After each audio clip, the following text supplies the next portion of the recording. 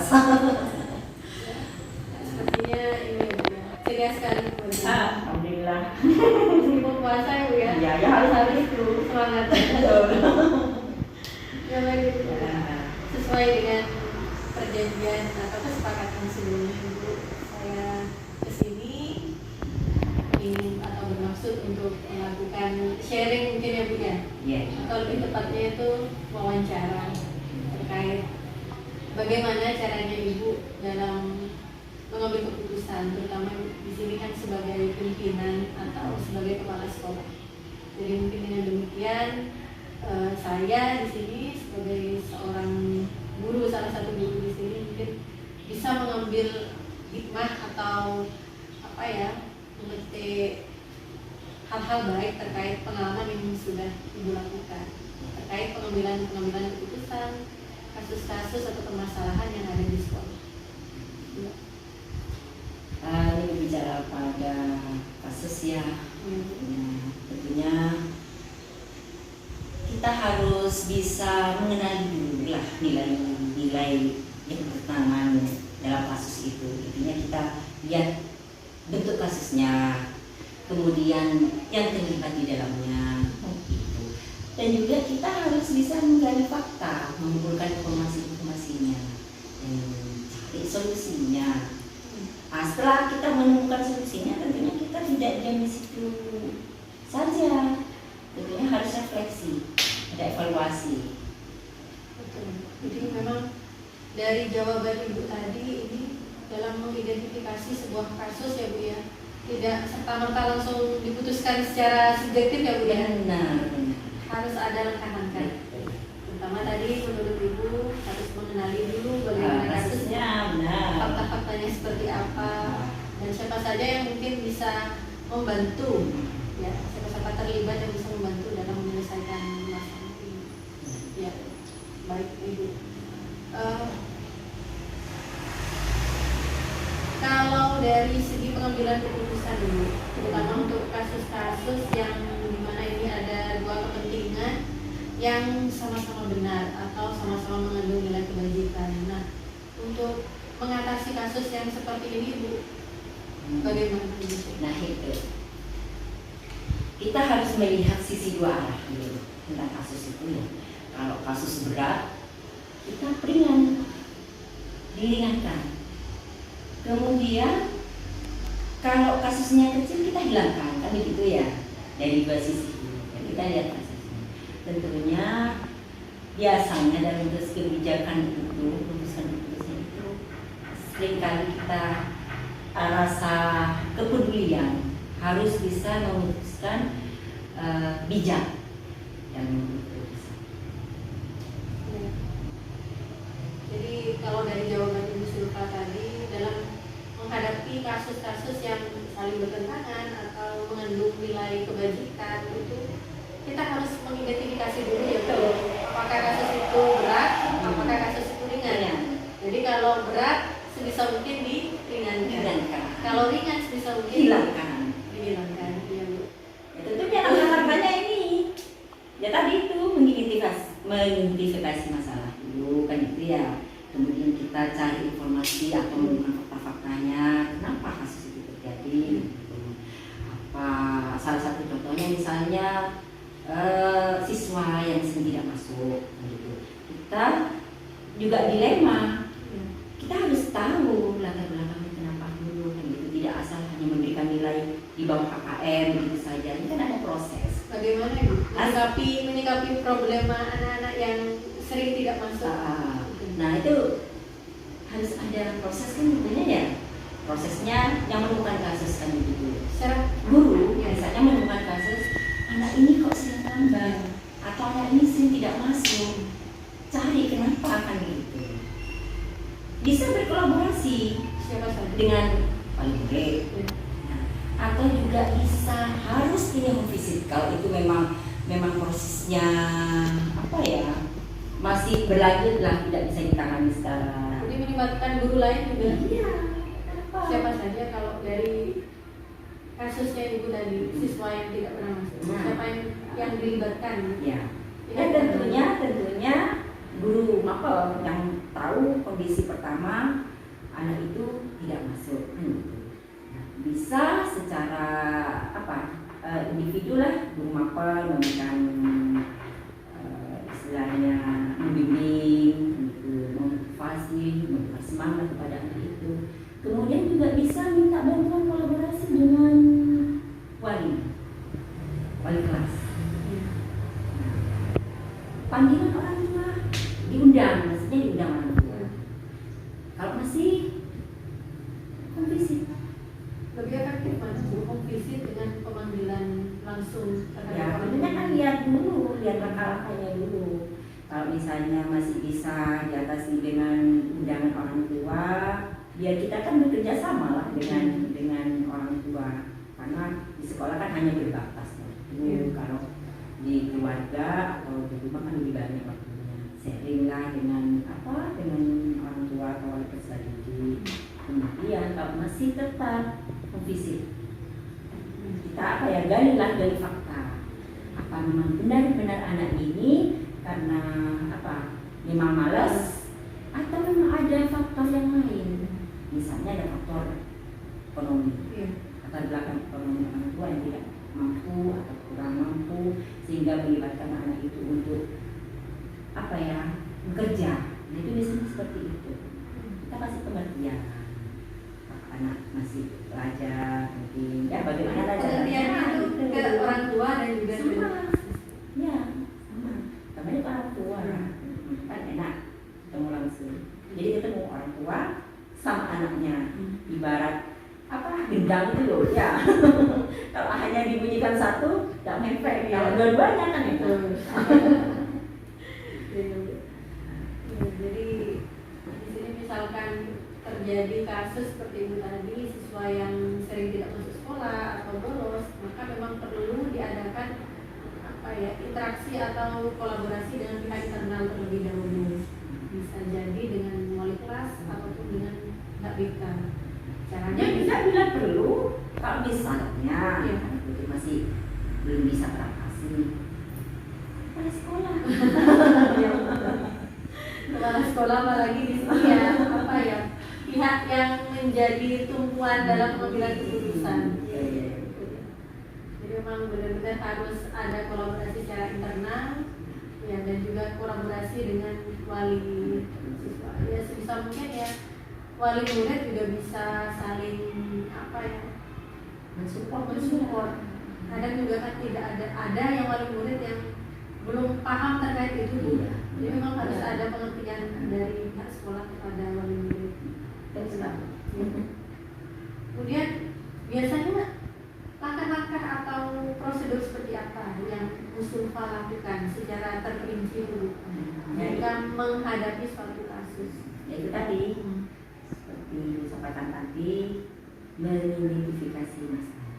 Ya, cari kasusnya bagaimana, apa kasusnya, kemudian kita cari fakta-fakta, mengumpulkan atau menggali informasi. Fakta-fakta itu dari mana?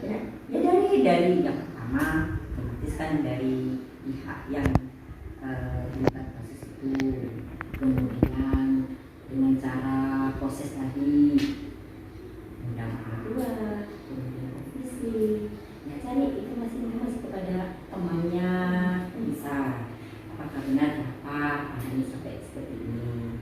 Nah setelah mengumpulkan fakta informasi, cari solusinya kan gitu ya. Kemudian setelah kita cari solusinya, refleksi dan evaluasi. Dalam mengambil keputusan tidak serta-merta langsung kita putuskan kan begitu. Jelas harus tenang. Jadi Karena kalau emosi juga harus dikontrol ya Bu ya. Dan kalau sudah tenang, insya Allah adalah jalan solusi lagi. Kalau panik dan sebagainya, salah satu contoh kasus waktu Jumat bersih. Oh, waktu kerja bakti itu. Betul. Siswa yang jatuh dengan tidak sengaja kena ranting, harus benar-benar harus diputuskan karena sudah berdarah-darah kan gitu. Nah, tapi kita harus harus tenang, jangan panik kan gitu. Gimana itu Bu waktu itu sampai perasaannya? Ya awalnya sih perasaan siapa yang tidak kaget kan gitu ya. Tentu kaget benar kasus itu tuh aduh Kan insidentil iya nggak bisa memprediksi memprediksi. betul. Nah kita harus putuskan bagaimana ya kan gitu. Ya awal-awal ya kita sendiri lah untuk mungkin darahnya ya tidak terlalu banyak keluar, kemudian harus memutuskan apakah ini harus menelpon orang tua dulu apa langsung kita bawa. Nah sehingga keputusan itu kan muncul.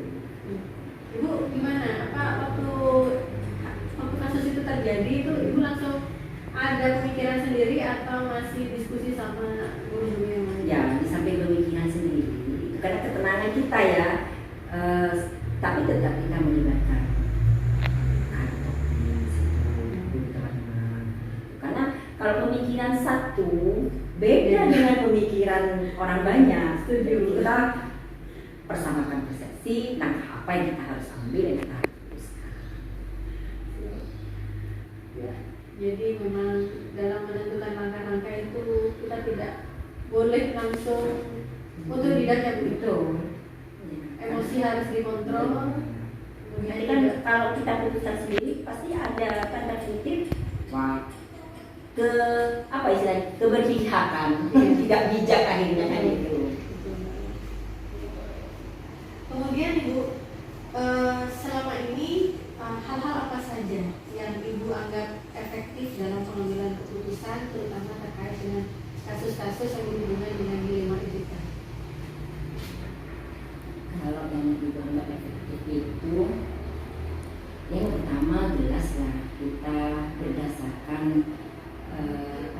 nilai mudarat yang lebih kecil, yang lebih sedikit. Jadi keputusan yang harus kami ambil yang lebih banyak manfaatnya kan gitu. Utamanya untuk tenaga. Nah, kemudian pastilah ada istilahnya peduli, kepedulian. Tetaplah ada aturan gitu saja. Misalkan Ibu ya, dalam suatu kasus itu nilai mudaratnya itu lebih tinggi rasa kasihannya, tetapi aturannya itu tidak sejalan dengan rasa kasihan yang pihak sekolah ini harus putuskan gitu. Itu gimana? Nah, salah satu kasus tadi ya, misalnya anak yang tidak sering masuk lah, kita otomatis kan nilai tidak ada, tidak ada memang. tapi kan tidak serta-merta kita putuskan langsung anak itu tidak naik kelas atau tidak tuntas. Apalagi sekarang guru-guru merdeka harus proses bimbingan dan sebagainya. Kalau bisa naik semua ya betul. Itu kita harus lihat latar belakangnya juga. Kalau misalnya mudaratnya ini harus dinaikkan misalnya karena manfaatnya nih anak ini bisa terus di sekolah dan sebagainya. Ya, masa depannya. Kita kan dengan bimbingan terus. Menurut Ibu dulu, apa saja yang merupakan tantangan Ibu dalam pengambilan keputusan kali ini? Kan otomatis banyak kasus ya Bu? Iya, kalau bicara tantangan. Setiap kasus itu pasti punya tantangan yang sendiri-sendiri, berbeda-beda. Kalau tantangan dengan siswa itu otomatis biasanya pasti dengan masyarakat luar lah, istilahnya orang tua dan sebagainya. Kalau tantangan dengan rekan sekolah, ya tentunya juga ada sih ya ada sih normal itu ya, tapi ya bagaimana kita menyikapinya kan begitu. Hanya ada 3 prinsip saya itu ya, introspeksi, kemudian selain introspeksi positive thinking. Setuju saya tuh. Itu positif, ikhlas. Kerja ikhlas insya Allah aman. Kalau kita positif thinking insya Allah juga tenang. Ini kata motivasi saya baru. Yang Introspeksi mudah-mudahan diri, bermanfaat. harus selalu berpikir positif. Betul. Dan juga bekerja ikhlas. Tulus ya Bu. Nah, Bu, misalkan dalam satu kasus tuh ya, kasus besar ataupun kasus kecil gitu, ringan maksudnya.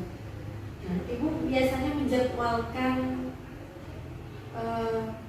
penyelesaian kasus itu atau langsung otodidak? Kalau otodidak tidak, artinya kita harus lihat kasusnya kan ya.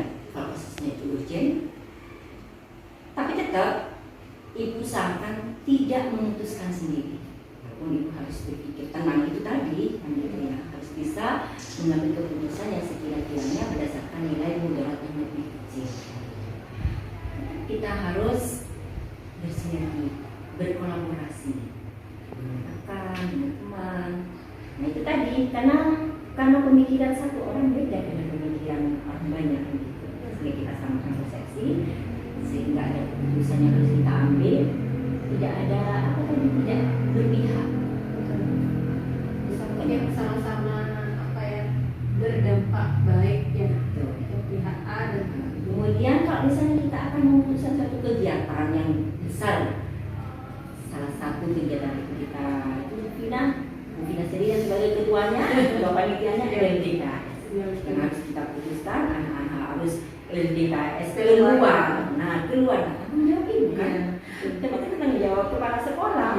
Jadi ibu ambil keputusan lebih istilahnya mudaratnya lebih sedikit kalau tidak ada apa-apa kan gitu, dengan mengundang wali peserta dan melibatkan komite.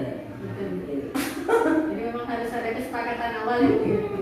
Jadi kalau tidak ada kesepakatan awal, memang khawatirnya di belakang itu terjadi hal-hal yang tidak diinginkan. Itu mengantisipasi hal-hal yang tidak diinginkan.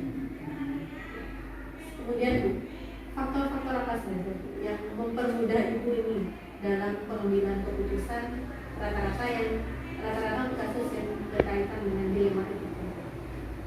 Maksudnya faktor-faktor yang mempermudah yang utamanya membantu ibu. Ya itu tadi, pemikiran satu orang harus berkolaborasi sehingga pemikiran satu orang tidak sama dengan pemikiran orang banyak kan. Kalau dari internal ibu, pembawaan sikap gitu yang sekiranya itu bisa membantu ibu dalam pengambilan keputusan.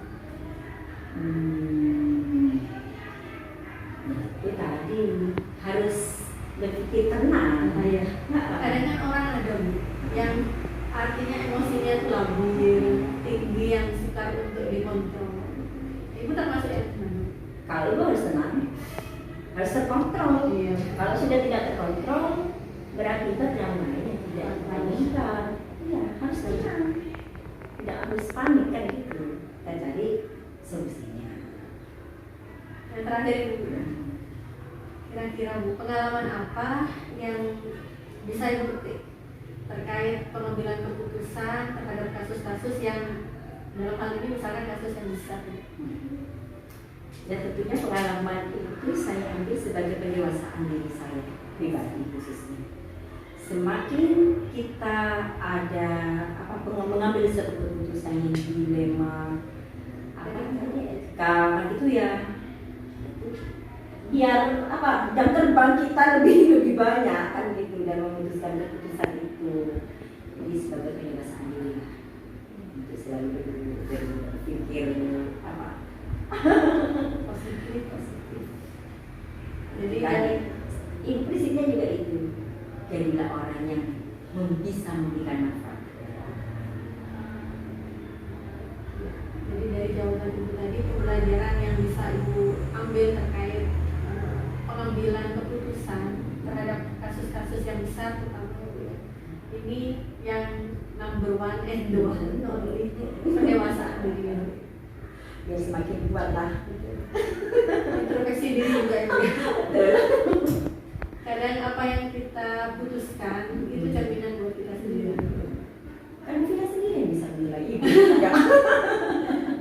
Ya selama ini alhamdulillah kami dan saya pribadi menilai itu tuh sudah cakap lumayan dalam pengambilan keputusan. Mengambil keputusan yang cepat, cerdas dan tanggap. Terima kasih Dajila, juga luar biasa dengan Bu Vina ini, guru penggerak nih, guru penggerak calon pemimpin masa depan. Yang sebagai apa? Sebagai guru penggerak pelopor apa? Bergerak bersama sebagai inisiator yang bisa mentransformasikan pembelajaran yang lebih baik, berkualitas dan berpendidikan. Amin. Terima kasih atas doanya Bu. Sementara mungkin bisa menjadi pemimpin pembelajaran dulu dan bisa menjadi sekali lagi berkolaborasi dengan teman-teman yang lain. Saya terima kasih banyak untuk waktu, kesempatan dan juga kesediaan Ibu untuk bisa menjadi partner sharing kali ini. Terima kasih Bu. Saya mau izin Maaf. ya. Mari saya kembali lagi. Ya, udah silakan. Assalamualaikum. Waalaikumsalam.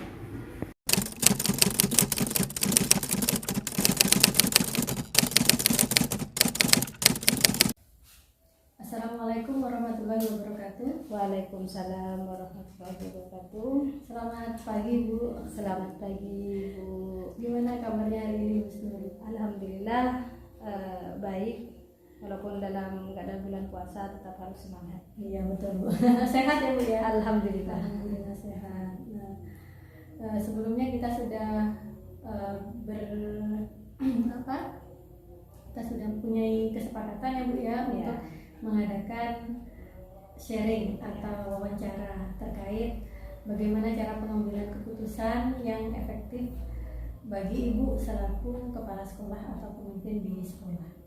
Mungkin Ibu bisa memperkenalkan diri dulu. Oh ya, perkenalkan nama saya Husnul Khotimah dari SMP Miftahul Huda, alamatkan Binoh Timur, Burneh Bangkalan. Oke, terima kasih. Jabatannya Ibu sebagai apa? Saya jabatannya sebagai kepala sekolah di SMP tersebut, tapi SMP-nya swasta Bu. Meskipun swasta tetap Bu, Nah, tetap harus semangat. menjadi kebanggaan kita semua. Iya, terutama kalau di pedesaan itu memang motivasinya itu harus besar untuk menjadi siswa itu, walaupun di pedesaan itu tidak minder untuk menjadi yang lebih baik daripada di perkotaan. Saya juga suka semangat Ibu membangun anak-anak meskipun ada di daerah terpencil ya, tetapi mereka tetap semangat untuk sekolah. Itu minimal itulah yang bisa membangkitkan semangat anak-anak. Betul sekali. Gustul, ini saya mau diskusi terkait kepemimpinan yang selama ini Gustul sudah jalani ya. Sudah berapa tahun Gustul? Saya sebagai kepala sekolah itu sekitar 6 tahun. 6 tahun. Iya. Lumayan lama ya Gustul. Lumayan. Iya. Berarti ini sudah banyak makan asam garam Insya Allah. tentang permasalahan di sekolah ya Gustul. Iya. Insya Allah ya. Ya. Gustul, gimana caranya Gustul mengidentifikasi kasus-kasus di sekolah yang berkaitan dengan dilema etika? Kalau di sekolah saya itu Bu ya, untuk mengatasi dilema etika itu kita harus yang pertama itu ya harus mengidentifikasi dulu apakah dalam kasus itu berat atau ringan. Umpamanya berat, nanti itu bisa melibatkan dari pihak sekolah, atau kalau di kita itu Bu bisa dalam istilahnya yayasan, komite dengan guru kelas, dengan guru BK, sehingga tidak hanya bisa mengambil keputusan sendiri. Sebagai saya kepala sekolah itu bisa melibatkan dari pihak-pihak sekolah. Jadi kalau dari pendapat jawabannya dari Gustul tadi, jadi untuk mengidentifikasi sebuah kasus itu harus melakukan diskusi atau musyawarah ya Bu? Ya, harus musyawarah. Baik itu pihak internal sekolah ataupun pihak eksternal. Ya, betul sekali. Ya, misalkan kasus itu besar, mungkin bisa melibatkan pihak atau luar sekolah, pihak eksternal ya Bu.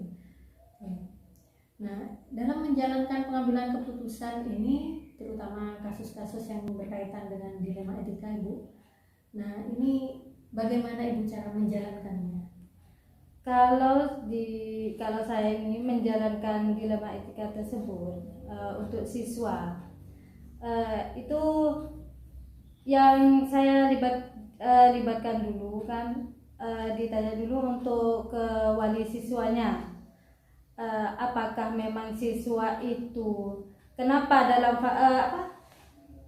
menanyakan siswa kenapa siswa itu sampai bisa bolos umpamanya. Jadi kasusnya siswa yang bolos iya, umpamanya siswa yang bolos atau tidak rajin. Nah, itu mungkin ditanyakan dari faktor-faktor apa saja. Nah, sehingga bisa melibatkan dari guru tersebut atau wali kelas. Sehingga tidak hanya saya sebagai kepala sekolah itu mengambil keputusan sendiri, bisa melibatkan dari guru BK-nya, apakah memang kasus itu pertama kali atau kedua atau ketiga. Gimana Bu biasanya prosesnya Bu? Prosesnya ada seperti kasusnya Ibu tadi itu anak yang bolos. Prosesnya mungkin mencari dulu seperti kemana siswa itu bolos, apakah memang karena faktornya memang anak itu malas, atau juga memang karena memang dalam keadaan genting, atau contohnya seperti menolong orang tua atau dalam sana bekerja. Karena kalau di saya itu semacamnya pedesaan kan Bu, memang banyak siswa itu yang menolong orang tua. Contoh satu itu umpamanya siswa itu kalau di pedesaan ya pas musim tanam, siswa itu akan bolos walaupun tanpa izin dari mengajukan surat izin ke sekolah. Apalagi di pedesaan ya Bu. Ya. Artinya mungkin untuk surat menyurat tidak terbiasa seperti di sekolah negeri atau sekolah-sekolah di perkotaan. Mungkin lebih sulit lah kalau untuk izin.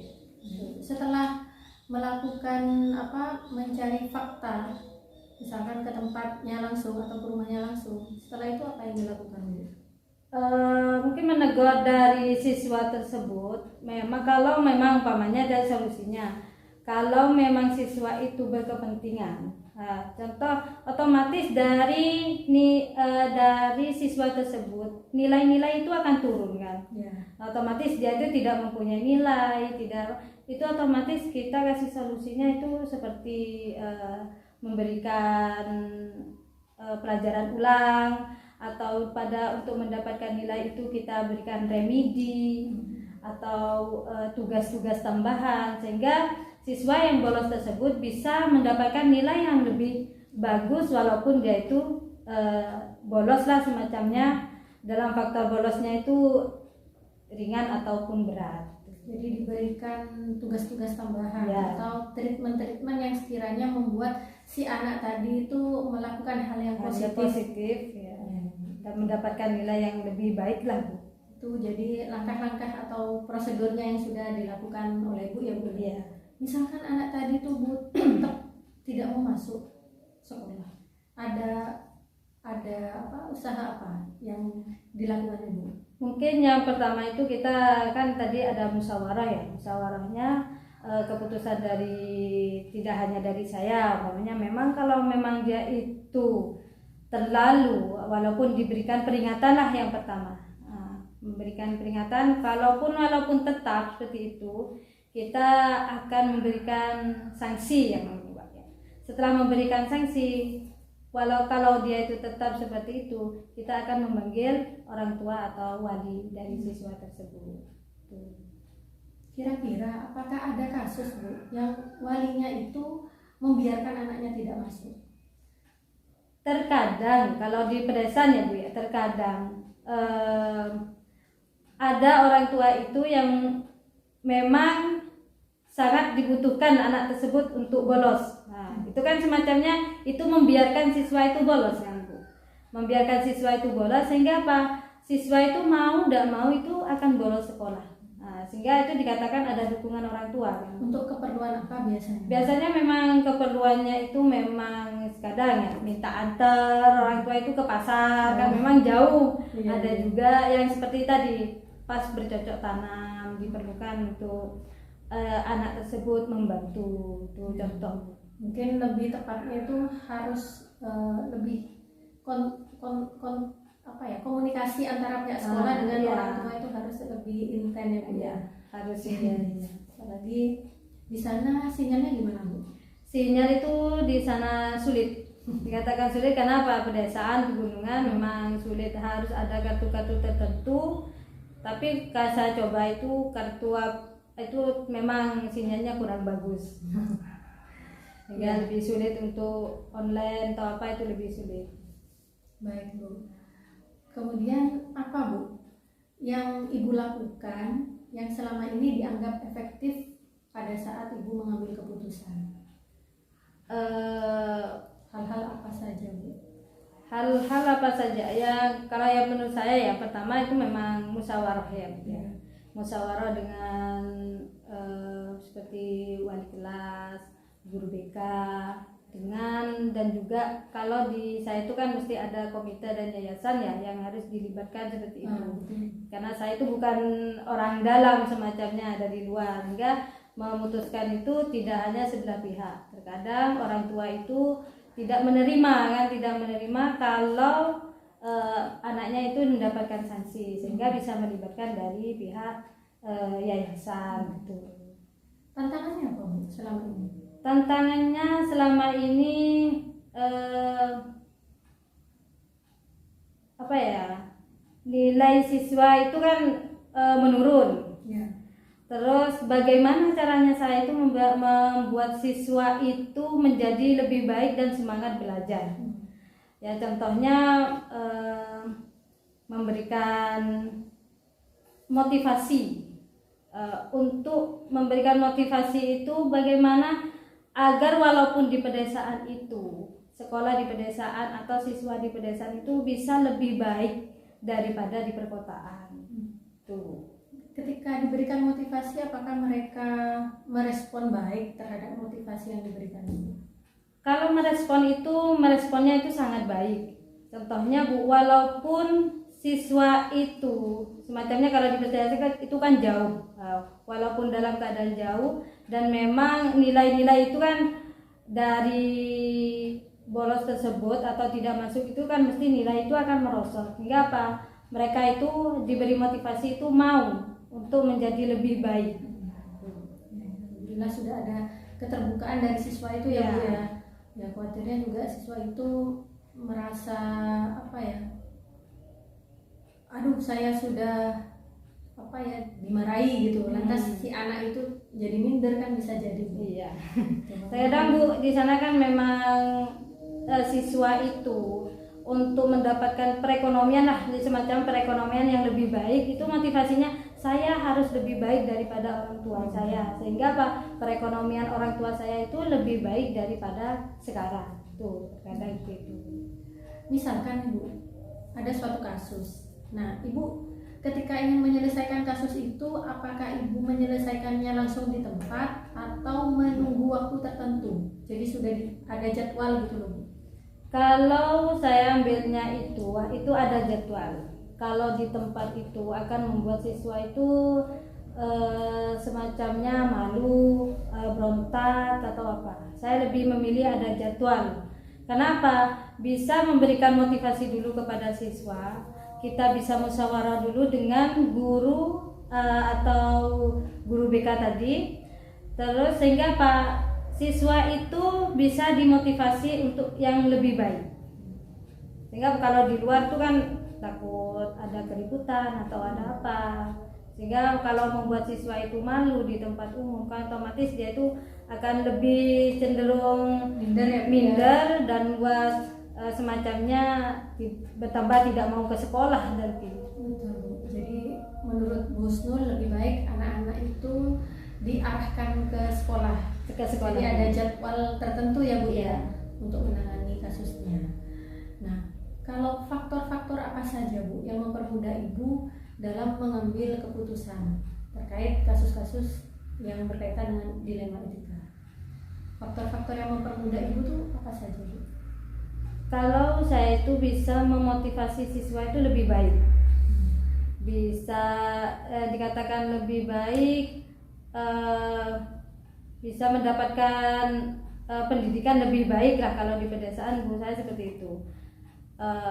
Semacamnya contoh kalau di saya Bu ya, siswa itu kan otomatis di pedesaan ya, dengan di kota otomatis akan minder kan. Kalau saya motivasi siswa itu untuk lebih baik, walaupun di pedesaan itu bisa lebih baiklah daripada di perkotaan. Kita memberikan semangat yang seperti itu. Mudah tidak Bu anak-anak untuk bisa menerima masukan atau motivasi tadi? Lebih baiknya itu bisa menerima dengan baik, bahkan bisa menerima dengan baik. Karena apa? Pendidikan di pedesaan itu memang sangat diperlukan sekali untuk memberikan mereka itu motivasi yang lebih baik. Kalau dari segi guru-guru yang ada di sekolah, Bu, apakah guru-guru sudah banyak membantu atau mempermudah Ibu dalam mengambil keputusan? Banyak sekali. Contohnya mereka itu bisa memberikan masukan untuk saya memberikan motivasi yang lebih baik kepada siswa.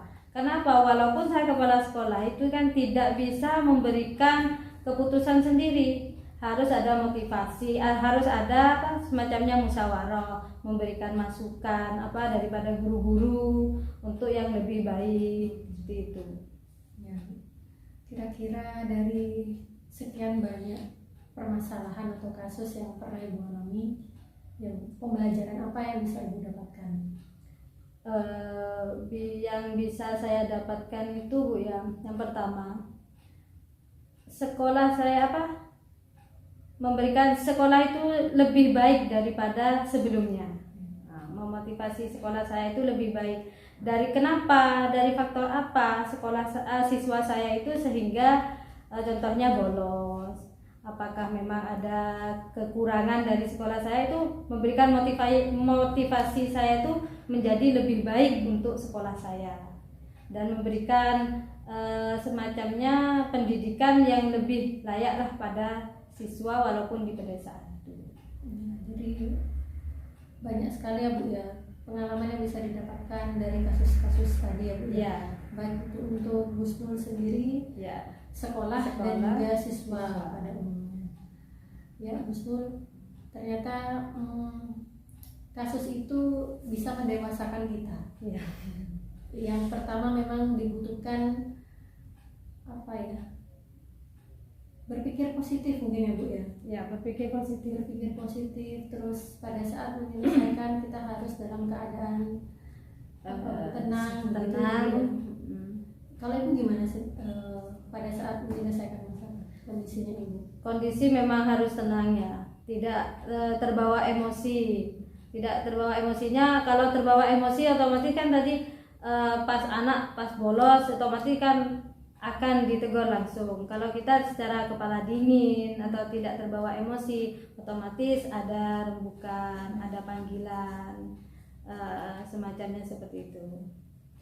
Baik Gus Nur, saya terima kasih banyak Sama-sama. untuk waktu yang sudah diberikan, kesempatan untuk bisa sharing bareng saya terkait dengan bagaimana cara mengambil keputusan yang tepat terkait dengan dilema etika. Ya.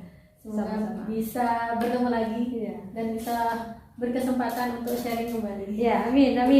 Ditunggu.